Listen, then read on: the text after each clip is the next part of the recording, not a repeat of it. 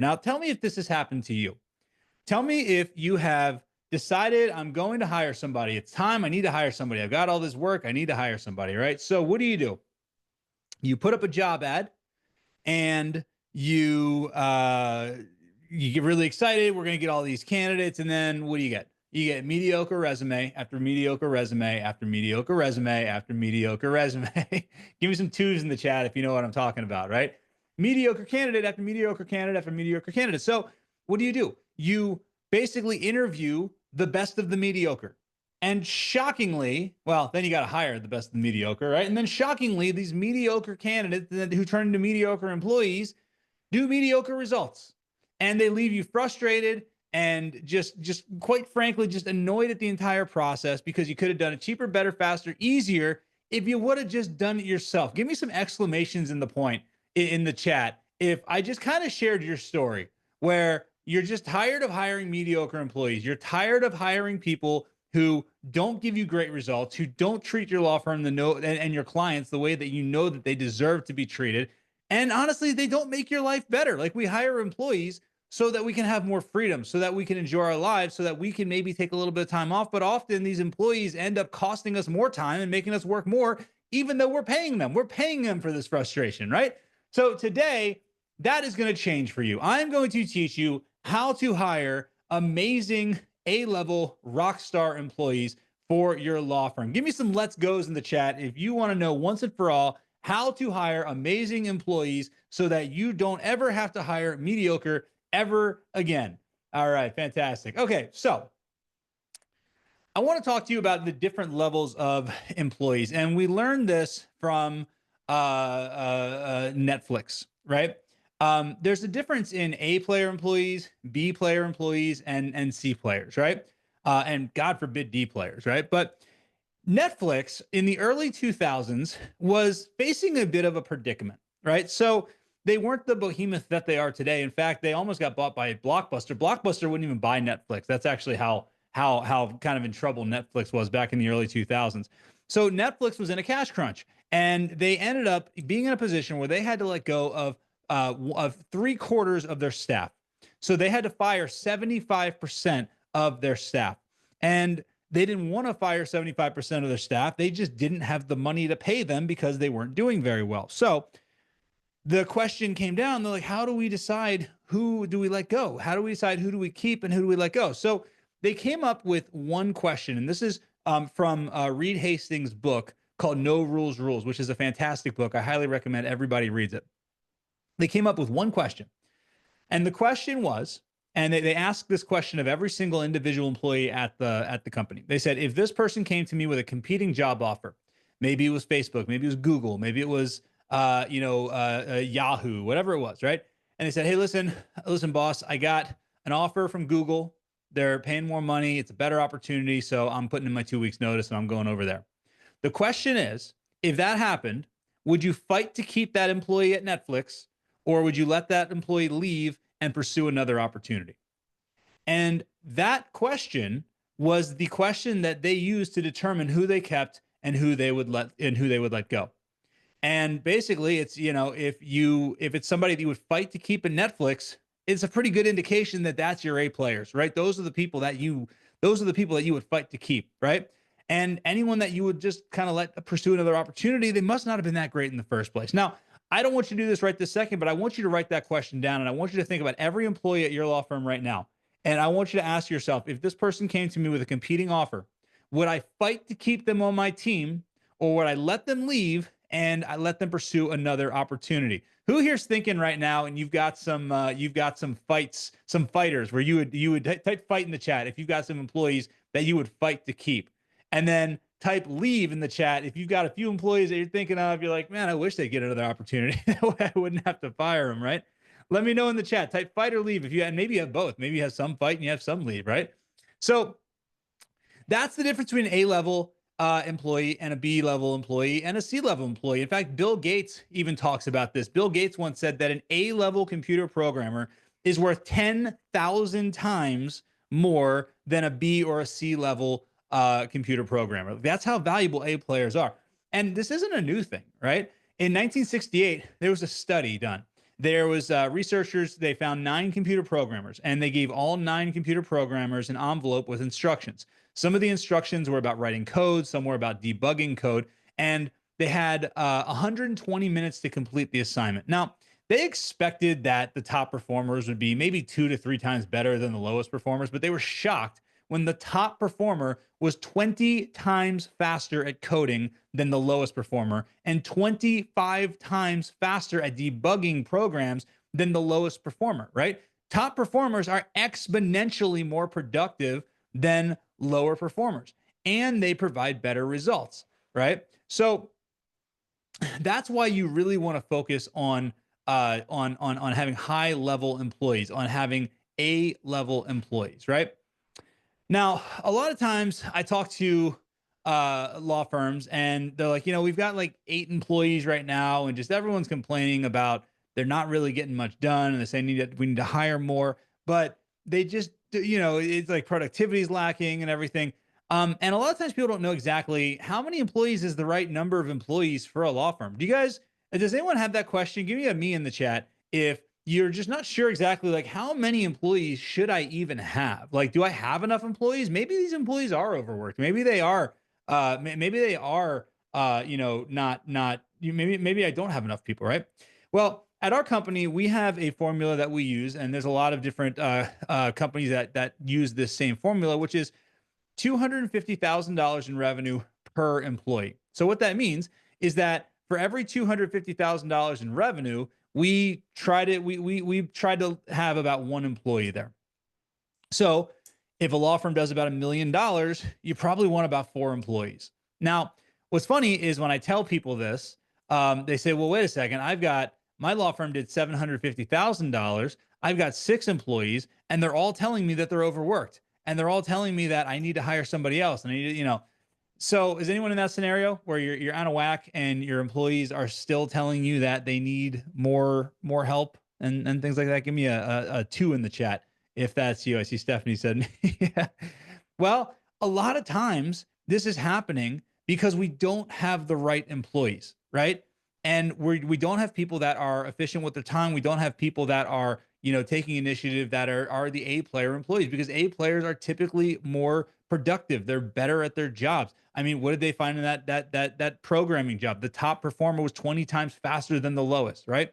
So this is really where you should be aiming at. You should be aiming 1 employee for every $250,000 in revenue. Now, the question comes down to, how do we find amazing employees? Like, this isn't new, right? Everybody here probably has a good idea that you want to hire the best people, right? This isn't like breaking news, like shocking to anybody, I'm sure.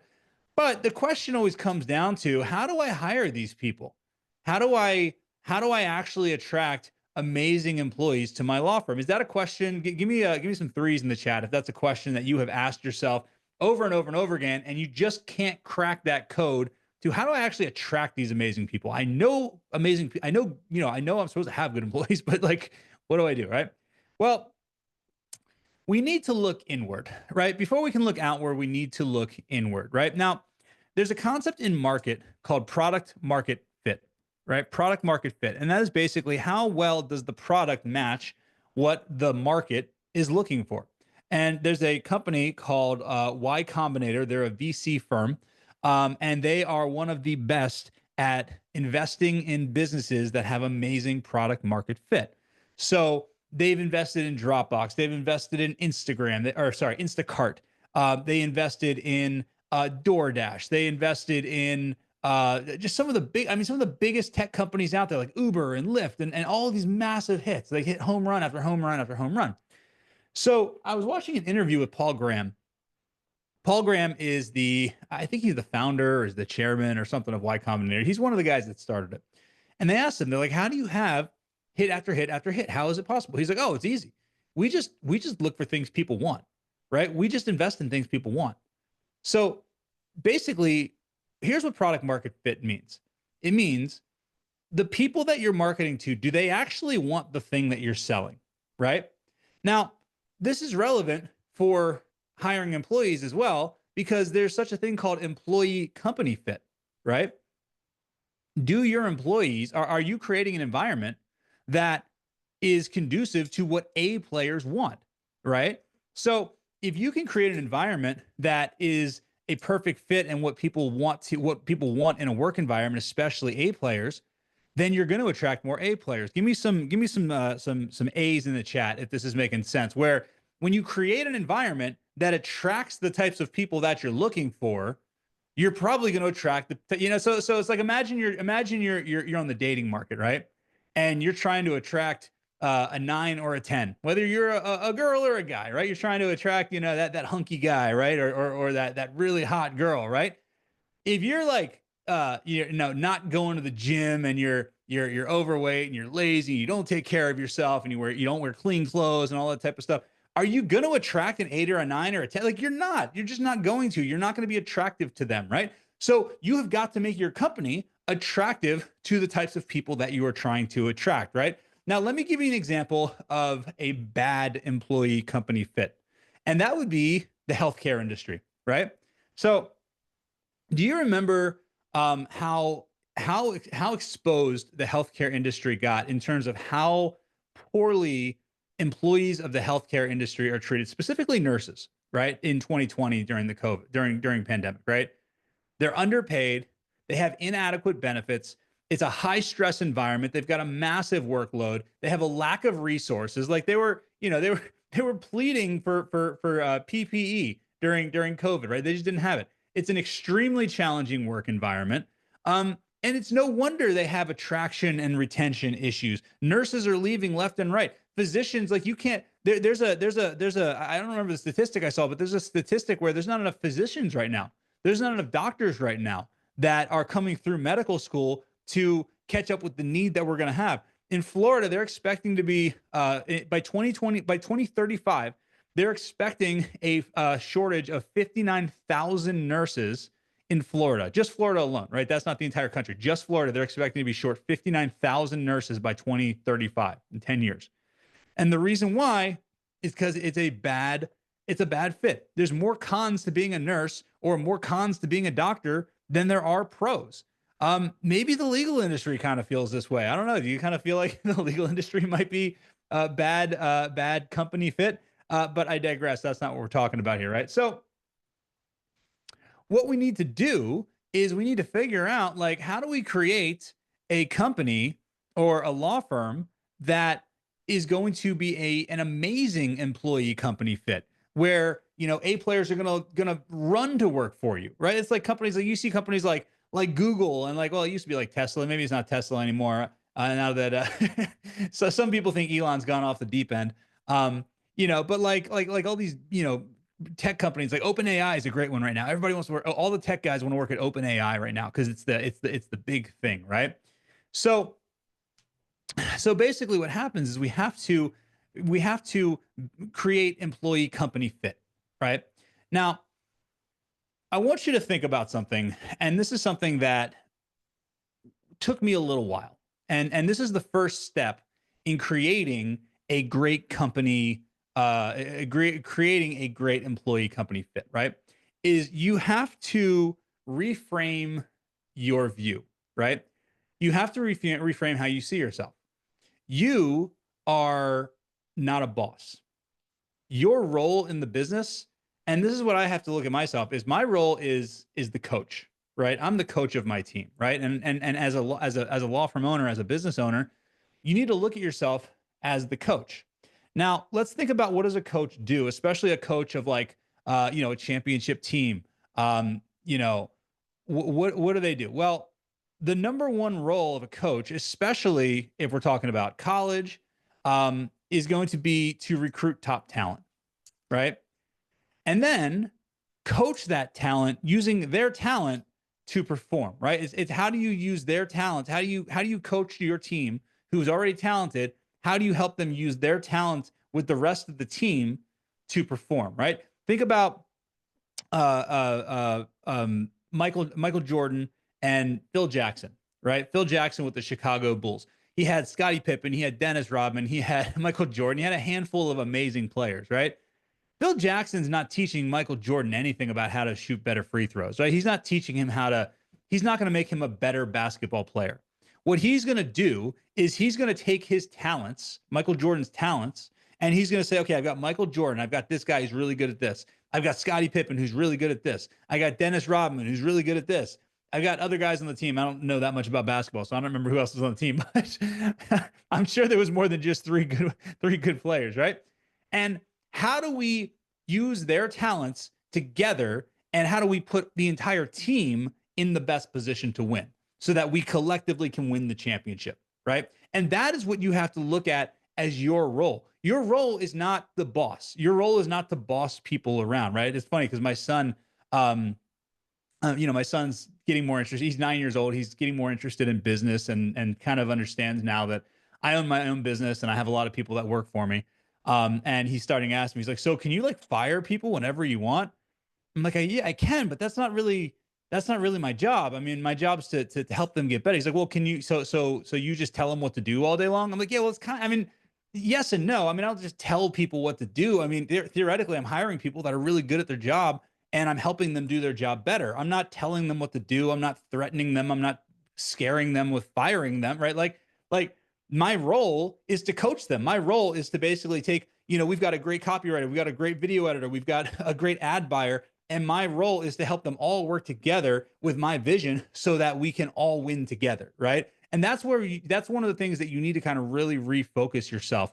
And for a long time, I have my webcam here, and right next to my webcam, I had a little piece of tape that just said coach on it, because I had to remind myself, I'm not a boss. I'm not just telling them what to do. I'm trying to coach them so that they can use their talents better. Has anybody ever is this kind of like a new way of thinking? Type coach in the chat if this is kind of a way that you haven't looked at your role before, but now it's kind of intriguing and you think that this actually might be a good way to do it. And I can tell you, it actually is a really good way. And it works really, really well, because if you hire the right people, you don't have to teach them how to do their job, right? You just have to basically, guide them in the right direction and make sure that we're all working together, right? We're all rowing the boat the same way.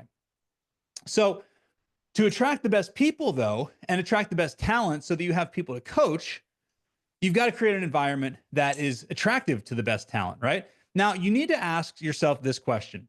And I want everybody to write this question down. And I want you to really think about this question, because again, we're doing some inner vision right now, some looking inward, right?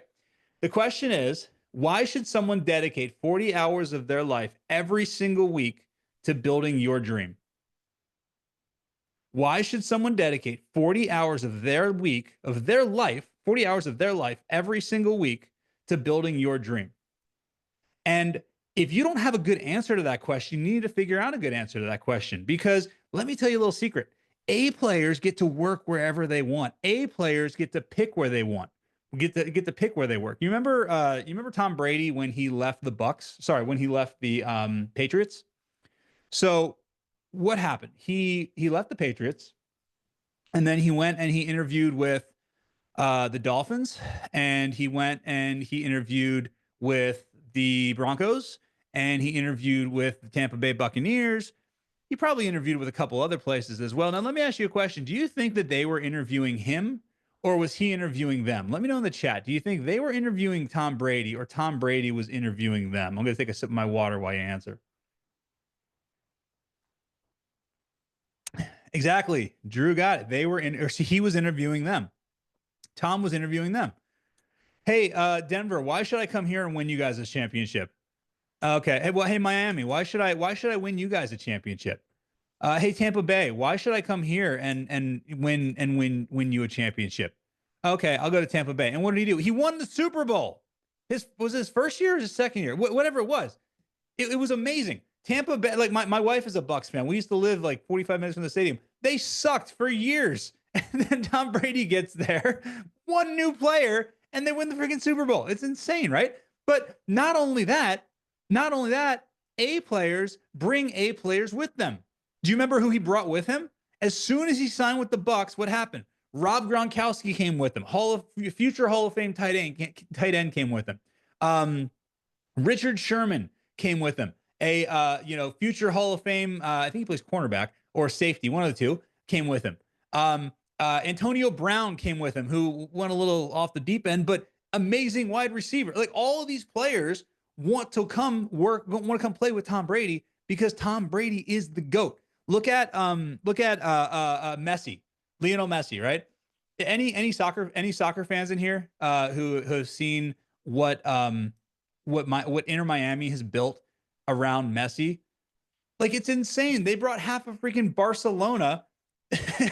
There's no way Luis Suarez and Sergio Busquets and, like, all these other players that were in the playing at Barcelona, one of the biggest teams, soccer clubs in the world.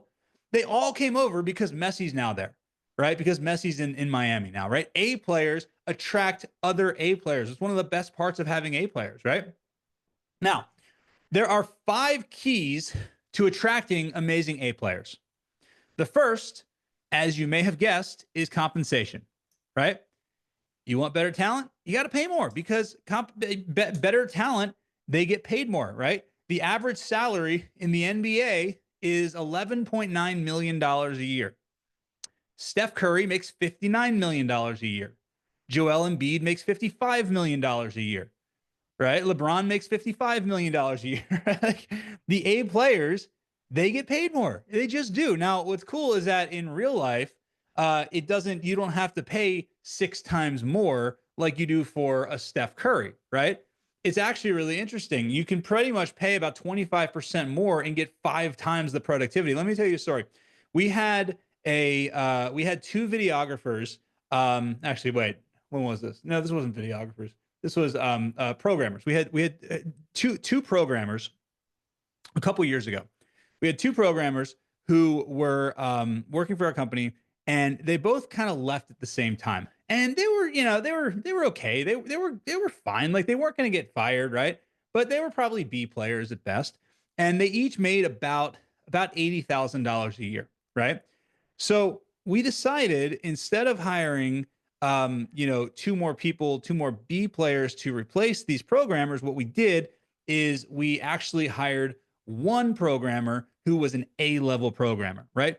So the last ones made $80,000 a year. The replacement, the A player, makes $120,000 a year. But here's the crazy thing. So you're thinking, okay, we just paid him 40,000. We paid him 50% more than we were paying the last people, right? But he gets twice as much done than they got done, and he's actually better, and he produces better results, and he makes the entire team better. So on the surface, you look at it, it's like, well, it was an $80,000 role. Now it's a $120,000 role. Well, actually, no, it wasn't. It was actually 2 $80,000 roles, which was $160,000. Plus, you got benefits on top of all that stuff, right? Benefits and salary and taxes and, all that stuff. So you're looking closer to 200. So it's actually cheaper, because now we're only paying one person 120, and they're doing a better job than the other 2 combined, and they're making the entire team better. So it's actually cheaper to hire A players when you have A players, right? And that person is still with the company, they still do an amazing job, right? It's cheaper to get A players because you'll pay 25 to 50% more, but you get 5 times more productivity, right? 25% more, 500% more output. It's a no-brainer. It makes it so much better, right? So compensation, that's the number one reason, or that's the number one key to attracting A players. Second is going to be your benefits. Now, benefits are anything that aren't compensation, right? These can be time off. This can be retirement plan. This can be the option to work remotely. This can be health insurance, different things like that. If you're, if you're Google, then you have paid lunches and you have a pool table in the break room, right? And like, I was actually at the Googleplex a couple years ago, and they've got like slides and stuff and everything. They have like, it's crazy out there.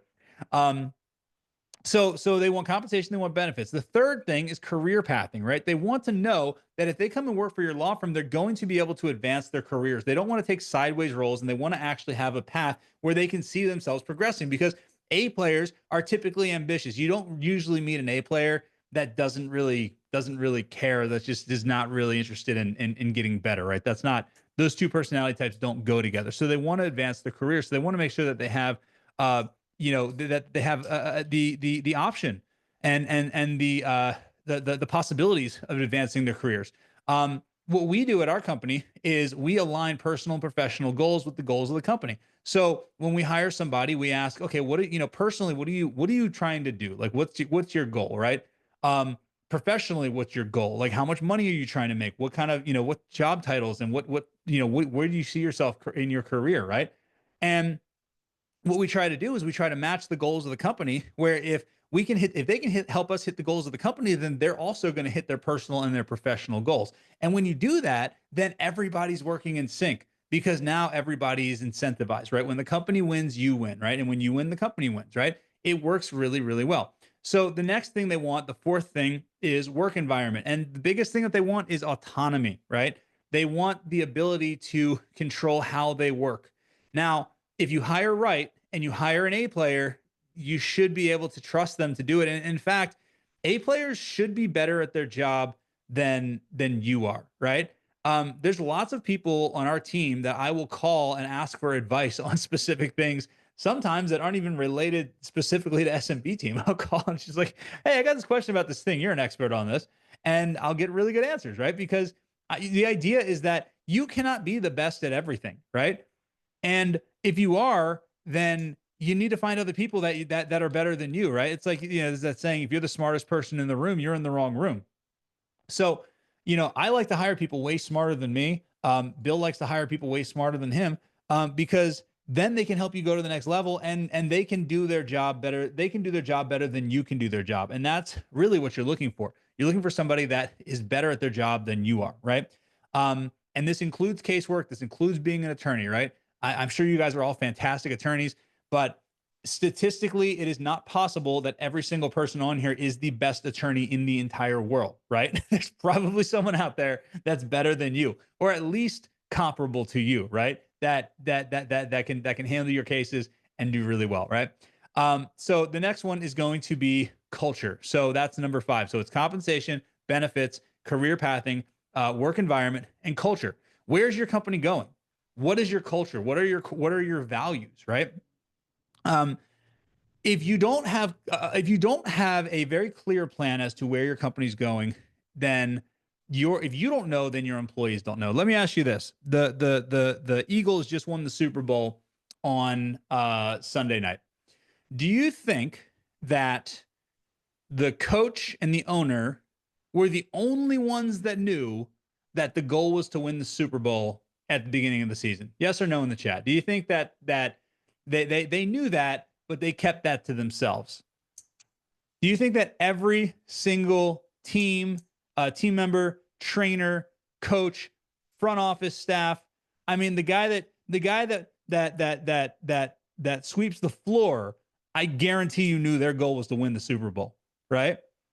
So, do you think that they made decisions during the offseason, during preseason, during training camp, during every week of the season, where those decisions were made because they knew their goal was to win the Super Bowl, right?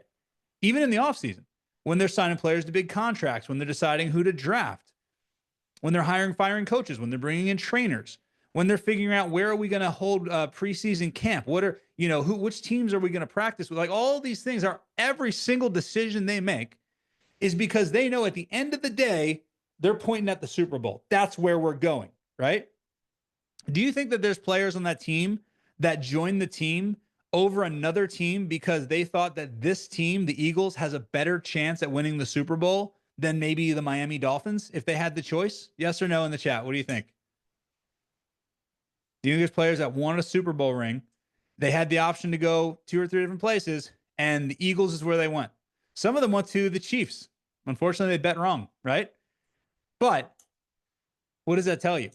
That tells you, when everybody knows where the company's going, when everybody's going the same page, when everybody's working on the same goal, that is where you're going to go. Now, let me ask you a question. What do you think would have happened? What are the odds that they would have won the Super Bowl if, some people thought they were just trying to have a winning season? Some people thought they were just trying to have fun. Some people thought they were trying to win the AFC champ or the NFC championship. And some people thought that, yeah, it'd be cool to get to the Super Bowl. What are the odds they'd win the Super Bowl on a scale of, 0% to 100%? They're going to win the Super Bowl. What do you guys think? Take some guesses. If everyone had a different outcome that they were thinking of. 5%, 0. it wouldn't happen, right? It just wouldn't happen, right?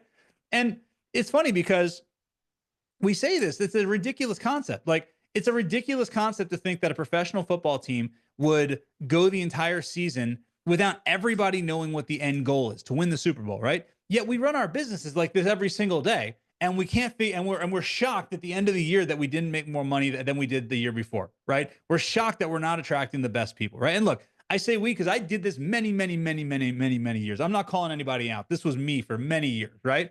And then I realized that, oh, wait, maybe everybody should know what the goal is. Maybe we should, well, first of all, maybe we should have a goal. Maybe we should have a vision. Maybe we should have all this stuff. Maybe we should have a culture that, is a winning culture. And then once we did that, like, everything changed. It was insane, right? Like, what are the values of your company? Do you guys have values that actually mean anything to your company? If not, then we need to figure those out. Because if you don't have those values and they're not real, then what happens is your employees don't believe that those are the actual values of the company. Because here's the thing, like it or not, your law firm will have a culture. Your law firm does have a culture. Whether you think it's, cheesy and like woo-woo or whatever, your law firm has a culture. That culture might be, we don't do the things that we say we're going to do, but that is the culture, right? So if you're going to have a culture anyway, you might as well control the culture. You know what a terrible culture is? Family values. Oh, we're a family. We're a family. Family values is a terrible culture to have. Why?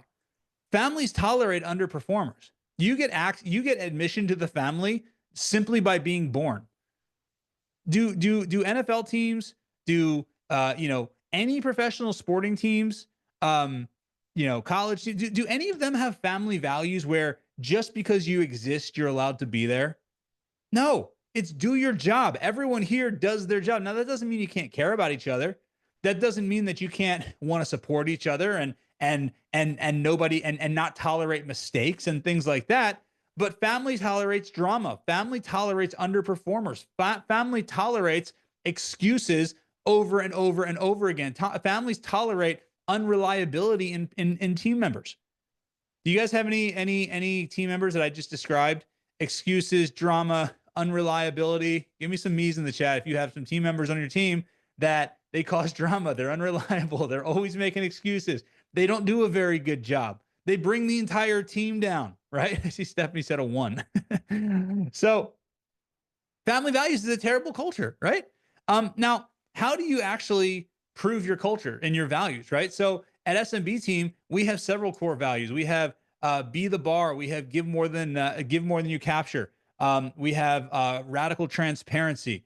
We have growth as a minimum requirement, and we actually fire people based on core value fits. Meaning, if you are not willing to grow, then you are not going to be a part of this team, because growth is a minimum requirement. Staying the same every year is not acceptable at this company. You have to want to grow. You have to want to get better, because everyone around you wants to grow and everyone around you wants to get better, right?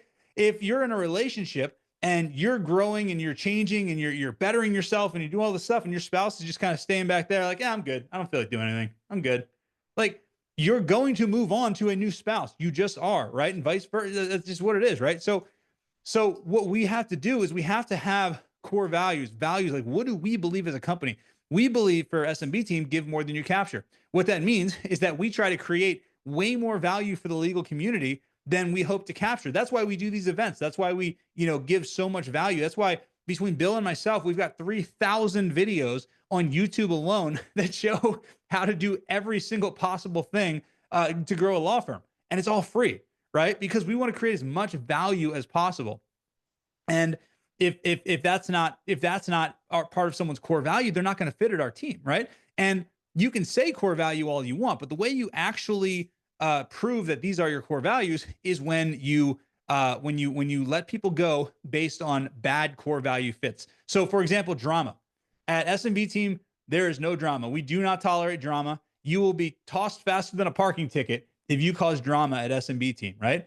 And that is something that the team knows, because we actually live by that, right? So core values are very, very important, because culture is so important. It's something that A players want. Again, you got to ask yourself that question. What would make somebody dedicate 40 hours of their life every single week, time they will never, ever get back? You only get 168 hours a week. So almost 25% of their week, every single week. What would make them dedicate that to working to your law firm? And you have to have an answer to that. If you don't have the answer, it's going to be really tricky to hire people, right? Hire best people anyway. Now, what's interesting is I said there's 5 keys to attracting amazing employees: compensation, benefits, career pathing, work environment, culture, right? Now, these will change as your law firm gets bigger. As you're a smaller company, the bottom 3 are the most important, right? Career pathing, work environment, culture. Now, as you get a little bit bigger and as you start growing, then the two first ones, compensation and benefits, those are the two that start being able to attract the A players, right? But it's important that you have all 5 of them because all 5 of them are important. Now I've told you how to position your company. Let's talk about how to actually attract A-level employees, right? By the way, are you guys enjoying this so far? Are you guys getting a lot of value out of this so far? Um, let me know in the chat if this is doing well. So, and if you guys are liking this, the reason I'm saying this is because, as I said, our core value is give more than you capture, right? So, if you're enjoying this, then be sure to come to the 2X Summit because this is the level of content that we're giving at the 2X Summit for like 3 straight days. Like it's gonna be awesome. Like if you like this, then you definitely got to attend the 2X Summit because it's gonna be really, really, really good. All right, now how to attract A-level employees. So first is let's talk about job postings, right? Now, you can make job postings. You can create job postings. You can post on Indeed or Career Builder or LinkedIn or ZipRecruiter or wherever, right? But the truth is that most people that are A players are not looking for jobs. Think about the number one person, like the number one person you would just kill to have on your team, right? And I want you to let me know in the chat. Give me a yes or a no. Are they employed? Do they have a job? Or do they own their own business? Yes or no? This is someone that you would love to have on your team. All right, so yes, yes, yes, yes, yes. Stephanie said yes. Roy said yes. Yeah, because A players don't sit on the market. A players don't like polish up their resume. Like they just don't. The only time they do is when they currently have a job and they don't like it, so they're looking for a new one. Right? We had someone on our team 2 years ago, and amazing at their job, just absolute rock star. But we had to let them go, unfortunately, due to a core value fit. Right? They were great at their job, but they did not fit our core value, so we had to let them go. They had a job within 2 hours. They had another job within 2 hours, not like an interview. Like, no, they were employed in 2 hours because A players get to pick where they work, right? And A players get snatched up like that. They get snatched up so quickly. He wasn't like polishing his resume and going out and interviewing and really hope I get the job. No, as soon as like a few people heard that he was unemployed, he got like a million offers, right? Because as soon as he's on the market, right? So you can do job postings, but the only time job postings are really going to attract A players is when they're at a job and they're not really happy, right? Now, the problem with job postings, though, is that they attract a lot of mediocre candidates and they typically don't attract a lot of A players. And the reason why is because a lot of people treat job postings more of a like why should we let you work for us, right?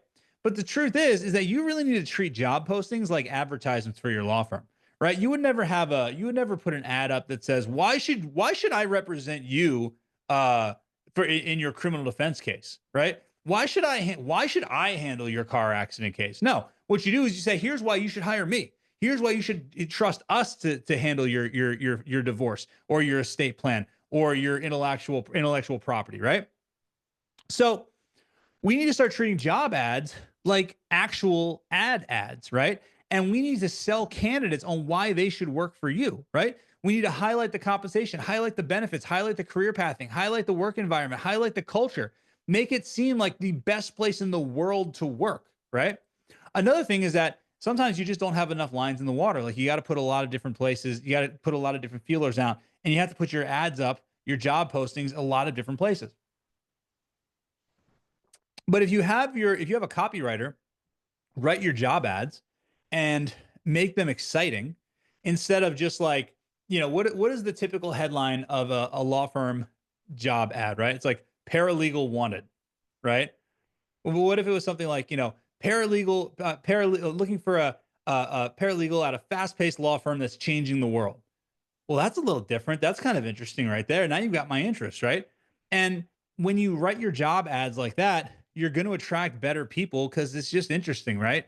And they're actually going to see why they should work for you. Because again, remember, A players can work anywhere they want. Nobody has to apply to work for your law firm. So make it so that they want to work for your law firm, right? Another thing, and this is one of my best tips, is look in your network. Like, go to your social media profiles and ask, hey, I'm looking for a person who can do XYZ. I'm looking for an A player. Do you know anybody that's really amazing that has maybe they have a job and they're just looking for a new opportunity or a better opportunity or something like that? You'd be actually shocked. My administrative assistant is an absolute rock star, like A player. She's like an A player amongst a sea of A players. And she was a family friend of ours. And she's amazing at her job. Like our company could not function without her, the way that she plays a pivotal role in our company. Um, and I found her in my network, right? So now the other thing you can do is you can ask A players. You can ask the A players who are on your team. So remember those people that you said you would fight to keep? Well, ask them. Say, hey, who else do you know that's like you that might be interested, might be looking for another job, right? Now we do this with our clients. Sorry, not our clients. We do this with our employees, and they get a bonus. So we give them $2,500. It's either $2,500 or $3,000. I think it's $2,500. We give them $1,000 when they get hired, and then in 90 days, if both people are still employed, they get another $1,500. And that works pretty well because then people in your team are actually going out and recruiting for you, right? Because I mean, $2,500 is $2,500. Now you could do the same thing in your network. Because here's the thing: like, has anyone ever hired a recruiter? Give me a one in the chat if you've ever hired a recruiter to find someone for you. All right, Brett did. Brett, how much does a recruiter charge? It's like 25% of the first year's salary, isn't it? It's very expensive. Okay, 20%. So $100,000 employee, you're paying 20 grand for a recruiter to find you somebody, right? Or you could go in your network and basically say, hey, anyone that can refer me, I'll give you $2,000. I'll get, or something like that. Like, yeah, it's very, very expensive, right? So ask your A players, ask your community. Now another thing you can do is you could just reach out to people. And there's basically, think about who do you actually know that you would love to have on your team? Maybe it's people you see at court, maybe it's people you see in other places. Reach out to them, see and see, if they'd be interested in another opportunity. All you do is you send them a message. We do it on LinkedIn often. We'll say, hey, would you be interested in hearing about another opportunity? Now, if they say no, then cool. Okay. No problem. You don't pursue it. But if they say yes, then what that means is that they probably weren't happy in the first place. And a lot of times people ask, is poaching or is asking other employees at other jobs, is that ethical, right? Here's my stance on it. I believe that if I can provide a better opportunity for somebody with my company while simultaneously providing better results for my clients, because when you hire better people, you're going to get better results, then it's my moral obligation to do that, right? Because it's not my responsibility to keep to make sure that other people's employees are happy. It's my responsibility to make sure that my clients are taken care of and they're getting what they deserve, and my employees are taken care of. And if I can provide that opportunity for somebody else, provide them a better opportunity, provide them a better life while simultaneously improving my clients, then it's my moral obligation to do just that, right? So that's my that's how I really feel, right? So outreach is a great one, right? So the next one is social media, right? Now, does anyone here create content, like lots and lots of content on social media on a regular basis? It's funny. I saw something with Grant Cardone, which love him or hate him, the guy knows how to get attention on social media. and he creates tons and tons and tons and tons and tons of content on social media. And somebody asked him one time, like, why do you create so much content? And what everybody kind of assumed, including myself, was that he created content because it would get him lots of clients. And he said, "Yeah, that is true, but that's actually the least important reason why I create lots and lots of content." He creates content for four reasons. The first reason and the most important reason is to attract talent. When you create a lot of content and people see you out there, people want to work for you, right? Just look at guys like Alex Hermosi, and there's so many people. We even have clients like that. We've had several clients who have gotten attorneys reaching out to them because they've seen their TikTok videos and they've seen their Instagram reels and stuff like that, and they're like, you know what? I want to work for a firm that is moving forward, that understands where things are going in the future, right? The second reason Grant Cardone creates content is to learn, because a lot of times you learn better by teaching something to someone else. I know I'll do one of these presentations and I actually learn the information better just because I'm teaching it to everybody, right? Third reason is to scare competition. And the fourth reason, and the least important reason, is to get clients, right? So social media, if you start creating content on a regular basis, if for no other reason than to attract amazing talent to your team, you will have that effect and it will work for you, right? Now, something else to consider is that your company reviews are very, very important. Now, has anyone here read 5-Star Attorney? Give me a me in the chat if you have read 5-Star Attorney. People are going to Google you, right? People are going to Google you. They're going to look at your Google reviews. They're also going to look at your Glassdoor reviews. So you need to make sure that both of those are glowing reviews from lots and lots of people, right? Because they're going to Google you, right? They're not going to they're not going to, even if everything looks great, and then they go to Glassdoor and it says the CEO or the managing attorney is a nightmare to work for. He's egotistical and like, it's just, nobody's going to want to work for that, right? So you have to make sure that you have lots of really, really great reviews. And then the second is the Google reviews. Yes, it's your clients talking about their service, but how you want people to talking about how wonderful it was to work with your law firm and how caring everyone is, how amazing everyone was, right? So that's another reason why you need good Google reviews, and lots of them, lots of 5-star Google reviews, right? Now, the last tip I'm going to give you, this is one of my favorite tips, is personality tests. So we always give people personality tests before they get hired. Now, we don't use these particular tests anymore. We use a little bit more advanced tests, but I'm going to tell you the tests that you should use. There's one test called the Kolbe A Index, and there's another one called DISC, D-I-S-C, the DISC assessment. And what's really cool about these tests is that they're going to let you know right off the bat if somebody's personality is even a great personality for the role that you're hiring them for. Now, there is a personality for every role and there's a role for every personality. So there's no right or wrong answer to this. It's basically, you've heard right person, you've heard the analogy of right person on the bus, wrong seat, right? So there's a lot of times when you have someone who's a great employee, but they're just in the wrong role. Has anyone ever experienced that? It's Kolbe, Kolbe. Has anyone ever experienced that where you got a great employee, but they're just not in the right role? They're just not they're not in the right position, right? If you can get them somewhere else, they'd be great.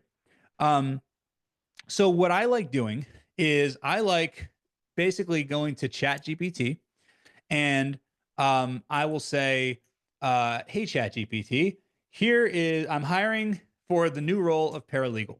This person's responsibilities will be, A, B, C, D, E, F, G, 1, 2, 3, 4, 5, 6, 7. Like, list out every single responsibility that they're going to have. And then you say, what is the ideal Kolbe personality index and profile and the ideal DISC profile of this position, right? So then ChatGPT is going to tell you exactly what to look for. So then when you hire somebody or during the interview process, give them the Kolbe test, give them the Kolbe assessment, give them the DISC test, and then you can know right there, are they the right type of role, right? Now, let's say you interview somebody and they're an absolute amazing rock star and they don't match that role. Well, you could do it in reverse. You could say, hey, ChatGPT, I've got this amazing person. This is their DISC profile. This is their Kolbe person. This is their Kolbe score. What roles in a law firm would this person like really, really, really excel in, right? And you can get an idea that way. Now, another thing that you can do, and you can do this for every single employee that you have, and I highly encourage that you do this, Everyone here should take both the Colby index test, the Colby assessment, and the DISC assessment, right? So you know what your profile is. And then put the profile, and then have your employees do it as well. And then for each individual employee profile, employee, you should compare them. So for example, I'm just looking at Stephanie Scarborough. So I'm going to say, let's say Stephanie works for me, right? I am a entrepreneur. I own a business. My DISC profile is this. My Colby scores are this. Stephanie works for me, and she is whatever role she is. She's our staff attorney. Her DISC profile is X, or her DISC profile is this, and her Colby profile is this. How can we work together so that we can communicate very well, so that we can both be successful, so that we can support each other where needed, and we can stay out of each other's ways where needed? And it will give you an instruction manual for how Stephanie and myself can communicate, right? And how we can work together. And Stephanie needs this type of support, and she needs you to leave her alone in these areas. And, she needs you to understand that, she's a planner. And unfortunately, because you're very spontaneous and you're a quick start, you're going to want to drop a lot of stuff on her plate right away, but she needs time to process the information that you send her. So be very weary of that. And what that's going to do, Stephanie's a problem. So what that's going to do is that's going to tell you, and here's the thing, it's not a right or wrong answer, because everybody has different personalities, right? It's just, how do you work with these personalities? And here's my final thing. So this is my final tip. Anyone that's married out there, have your spouse take the DISC test, the Colby test. You take the DISC test, the Colby test, and then also both of you take the love language test. Figure out what's your love language, right? And then what you do is you say, my name is Andy. My Colby is this. My DISC is this. My love language is this. My wife's name is Chelsea. Her Colby is this. Her DISC is this. And her love language is this. Give us an instruction manual for what we need to have an amazing relationship. And I'm telling you, it will create a step-by-step guide for communicating with your spouse that's like unbelievable. It's absolutely insane. So that's a little bonus tip. Doesn't have anything to do with hiring, but it will help you nonetheless. So I hope that you guys found that this was helpful, because it's a different way of looking at hiring, but supporting strong marriages. Hey, I'm going 13 years strong. Wait, maybe it's 12 years strong. I should probably know that. It's either 12 or 13, whatever it is. It's going strong, right? Hope you guys found this training really helpful. And like I said, if you guys like this training, then you have to make sure that you show up to the 2X Summit, because the 2X Summit is like this on steroids. Like, it's going to be, so much stuff. Again, thank you guys for hanging out. If you have any questions at all, send me an email, andy@smbteam.com. We will be sending out the recordings of this. I will see you guys very soon. I think we have another training on something. I don't know. I don't remember. Emily, what is the next training on? It's like 2 weeks, right? Yeah, it's in 2 weeks. Do you know what it's on, what the topic is? I'm putting on the spot right now. All right, we'll send you an email, but we have one more of these trainings. The AI training from last week, we should have sent that out as a replay. If we didn't, we will send that out. The AI training last week, that was a lot of fun. I thought that was a fun training last week. Did you guys see? Okay, productivity email. Oh, okay. It's going to be how I handle my email in 10 minutes per day, which is like, yeah, how to 10x your productivity and how I handle my email in 10 minutes per day. So that's what it's going to be. Keep your eyes out for that. I think it's 2 weeks from today, but I could be wrong about that. So guys, thank you so much for hanging out with us. This is a lot of fun. We will send the replays out, and we will talk to you soon. All right. See you guys.